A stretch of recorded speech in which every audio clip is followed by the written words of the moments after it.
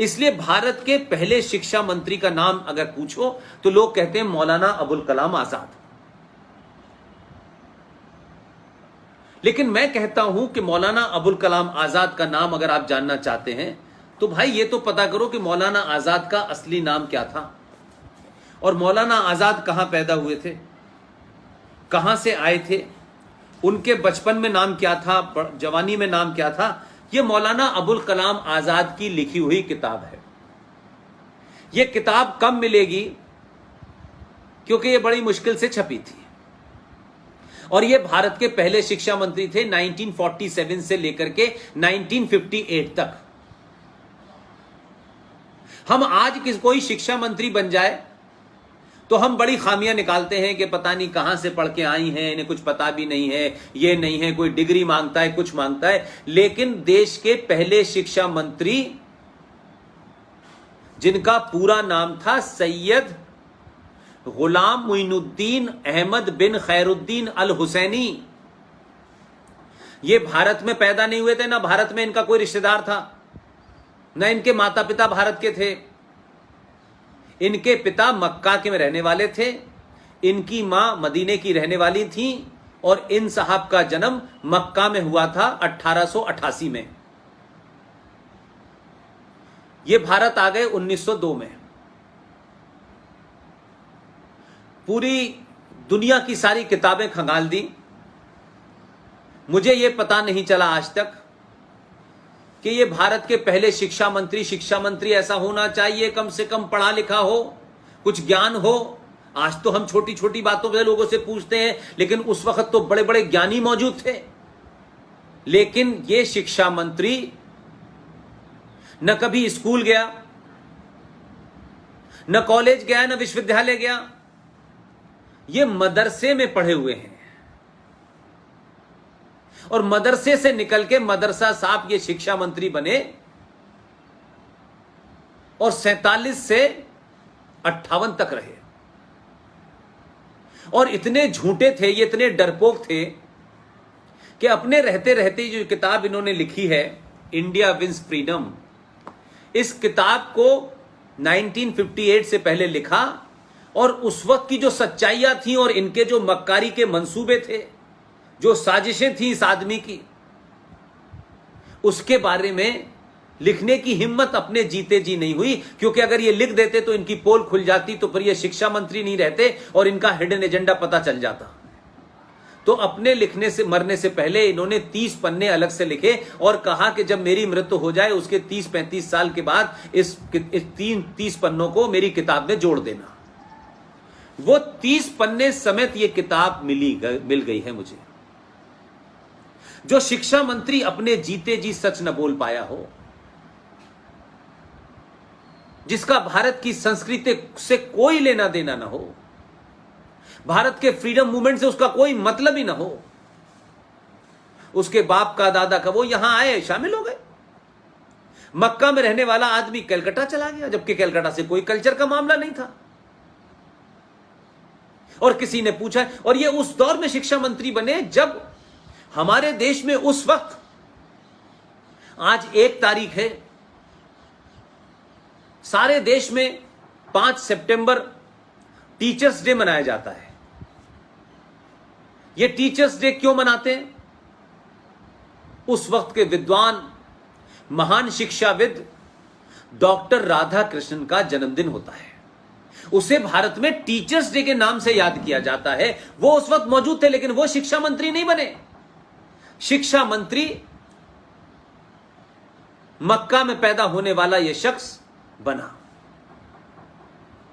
और उसके बाद शिक्षा का हाल क्या रहा? 30 साल तक ऐसे ही लोग आए।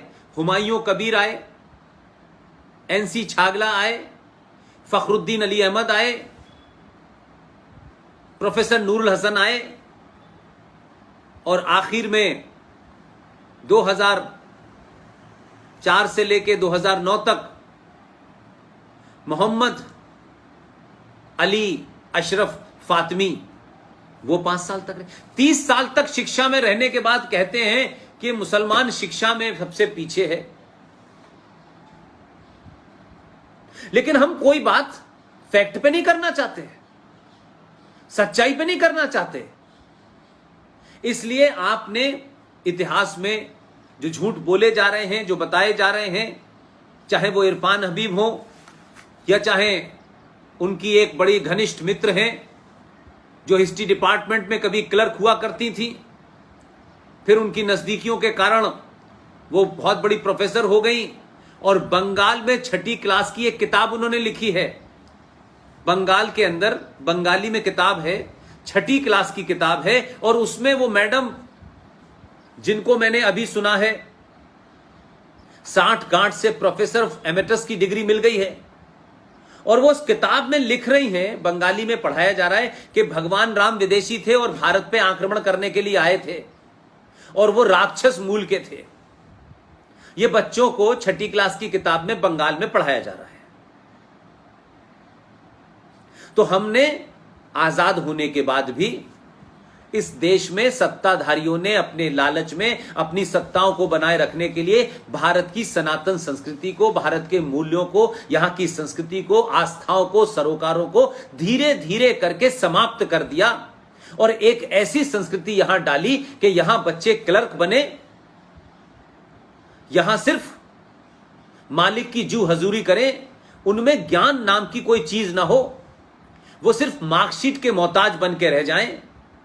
अपने देश के बारे में, अपनी संस्कृति के बारे में, अपनी मिट्टी के बारे में, अपने इतिहास के बारे में, जो गौरवशाली इतिहास है उसको वो जान न पाएं। इसलिए अकबर दी में ग्रेट को पढ़ते रहें, इसलिए औरंगजेब का रोड का नाम रख दिया जाए, इसलिए भारत के अंदर किंग एम्परर जॉर्ज 5 जो 5वां राजा था, इंग्लैंड से आया था, आज भी दिल्ली के अंदर कोरोनेशन पार्क है, सबसे बड़ा है और सबसे बड़ी उसकी जॉर्ज पंजम की मूर्ति लगी हुई है, आज भी लगी हुई है। आज भी अंग्रेजों के नाम से बहुत सड़कें हैं, आज भी मुगलों के नाम से बहुत सारी सड़कें हैं। इसलिए आपको बताया जाता है कि वो आक्रांत थे, ये किया, उन्होंने किस तरीके से भगवान राम का मंदिर तोड़ करके बाबरी मस्जिद बनाई, उन्होंने कैसे मथुरा के अंदर मंदिर तोड़ के मस्जिद बनाई, उन्होंने कैसे काशी में बाबा विश्वनाथ, ये सब हमें पता है और दिखाई दे रहा है, लेकिन ये पढ़ाया नहीं जाता, ये बताया नहीं जाता। क्यों? इसीलिए भारत के अंदर भारतीय पैदा नहीं हो रहे हैं, भारत के अंदर अंग्रेजी शिक्षा लेकर के आईएएस और पीसीएस, जिसे व्हाइट कॉलर क्लर्क कहते हैं, वो पैदा हो रहे हैं। न उनका भारत की संस्कृति से कोई इंटरेस्ट है, न सरोकारों से कोई इंटरेस्ट है, उनको सत्ता की जी हजूरी करनी है। इसलिए जब सत्ताएं बदलती हैं तो फर्क कैसे पड़ता है। मैंने बंगाल की आपको उदाहरण दिया, मैं आपको एक महाराष्ट्र का उदाहरण देना चाहता हूं। महाराष्ट्र में 8वीं क्लास की किताब में, क्योंकि वहां सरकार एक अल्ट्रा सेकुलर आ गई है और सरकारों के मजबूरियां देखिए कि कैसे उसमें जिहादी और अंडरवर्ल्ड दाऊद माफिया, हाजी मस्तान, करीम लाला, ये तमाम जो लेगेसी मुंबई में चल रही थी, उन लोगों के लोग सत्ता में बैठ गए हैं, मंत्री बन गए हैं। उन्होंने मराठी में किताब आई है जनरल नॉलेज की, जो बच्चों को 8वीं क्लास में पढ़ाई जा रही है। शारदा ठाकुर, ये आप जैसे बच्चों का ज्यादा जरूरी काम है, क्योंकि आपने और बच्चों के मुकाबले एक तेजी से देश को अवेयर करने की ये जो मुहिम है उसमें लीड ली हुई है। आपको उनका नेतृत्व करना है, आपको उन्हें अपनी लीडरशिप प्रदान करनी है। और ये जो बातें मैं बता रहा हूं, ये इसलिए कि इस पे चर्चा आपके लेवल पे होनी चाहिए। मराठी में जो किताब पढ़ाई जा रही है 8वीं क्लास की, उसमें लिखा हुआ है सरदार भगत सिंह, सुखदेव और राजगुरु। ये 3 नाम हम पिछले 40-50 साल से रोज गिन रहे हैं। युवा थे, 24-24, 23-23 साल की इनकी उम्रें थी, और ये तीनों को एक साथ फांसी पे चढ़ा दिया गया। लेकिन सत्ता में कितने जहरीले, कितने खतरनाक लोग अलग अलग जगह बैठे हुए हैं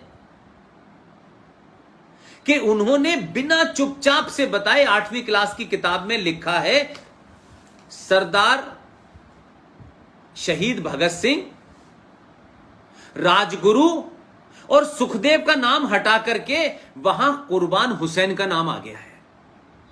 यह हमारे सामने हुआ है, कोई 50 साल पुरानी घटना नहीं है। मैकाले ने नहीं किया, मौलाना आजाद और प्रोफेसर नूर हसन ने नहीं किया। उन्होंने जो करना था वो तो बेड़ा गर्क करके चले गए। लेकिन हमारे और आपके जमाने जब इतनी संचार क्रांति है कि कुछ झूठ छुप नहीं सकता, उसके बावजूद भी वो ताकतें जो भारत में पाकिस्तान को वोट देने के बाद, पाकिस्तान के फेवर में वोट देने के बाद भारत में रह गई, अलग अलग मुखौटों में अपने राजनीतिक स्वार्थों के कारण उन्होंने पार्टियां ज्वाइन कर ली, वो आज भी वही एजेंडा चला रहे हैं।